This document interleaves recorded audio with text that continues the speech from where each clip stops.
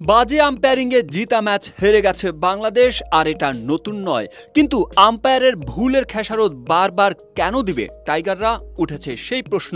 এই ইস্যুতে বিশ্ব ক্রিকেটকে পাশে পাচ্ছেন সাকিব, শান্ত, মাহমুদুল্লাহরা, পাকিস্তানি সাংবাদিক কিংবা ভারতীয় ক্রিকেটার ওয়াসিম জাফর এবং নিউজিল্যান্ডের ধারাভাষ্যকার সাইমন ডুল সবাই সমালোচনা করছেন। আম্পায়ারদের একহাত নিয়েছেন পাইলট সৈয়দ রাসেল, রুবেল হোসেন রাও, বাদ যাননি এই প্রজন্মের আকবর আলীও। ম্যাচ শেষে ম্যাচ হারের কারণ হিসেবে আম্পায়ারকে কাঠগড়ায় তুলেছেন তাওহিদ হৃদয়। তবে বাস্তবতায় পা মাশরাফির। বাজে আম্পায়ারিং নিয়ে নেতিবাচক মন্তব্যের পাশাপাশি পরবর্তী ম্যাচের জন্য তিনি টাইগারদের দিলেন বিশেষ পরামর্শ। তার মতে, বাজে আম্পায়ারিং নিয়ে কোনো সন্দেহ নেই, তবে আমরাও খারাপ খেলেছি, আশা ছাড়ছি না, ইনশাল্লাহ সেরা 8-এ যাব। কিন্তু দারুণ সুযোগ হাতছাড়া হলো, যার ফলে আরো দুটো প্রেশার ম্যাচ খেলতে হবে। তাই এই ম্যাচকে যত দ্রুত মাথা থেকে ডিলিট করা যায় ততই ভালো হবে সামনের দুটো ম্যাচের জন্য। এদিকে ভক্তদের উদ্দেশ্যে বিশেষ বার্তা দিয়েছেন মাহমুদুল্লাহ রিয়াদ। তীরে এসে তরি ডুবানোর আক্ষেপ থাকলেও পরের ম্যাচগুলোতে আরও ইতিবাচক ক্রিকেট খেলার প্রত্যাশা তার। 5-star রেটিং প্রাপ্ত BLDC টেকনোলজির Walton super saver ceiling fan 65% পর্যন্ত বিদ্যুৎ বিল সাশ্রয় করে আপনাকে রাখে প্রশান্তিতে। ওয়ালটন ফ্যান হাওয়া বদলে দেয়।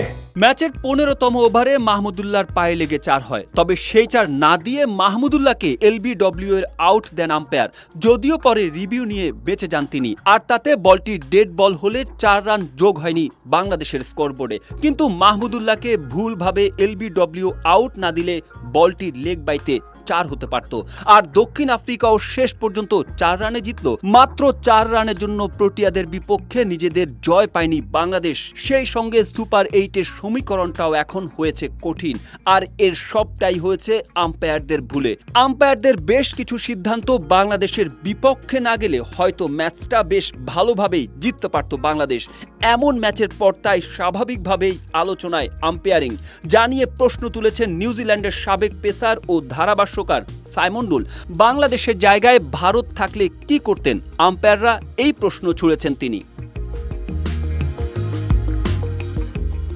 বাংলাদেশের 4 রানের হারের পর সেই বাউন্ডারিটি আক্ষেপ হয়ে পড়াচ্ছে টাইগার সমর্থকদের। অনেকেই সমালোচনা করছেন আইসিসির এই নিয়মের, যে তালিকায় আছেন বাংলাদেশের ড্যাশিং ওপেনার তামিম ইকবালও। ESPN ক্রিকইনফো টাইম আউট পডকাস্টে তামিম আইসিসির আইন বদলের আহ্বান জানান। তামিম জানান, আমি নির্দ্বিধায় বলতে পারি, যদি ব্যাটার নট আউট থাকেন এবং বল তার থাই প্যাডে কিংবা প্যাডে লাগে এবং বাউন্ডারির দিকে ছুটতে থাকে, এটাকে অবশ্যই রান হিসেবে দেওয়া উচিত।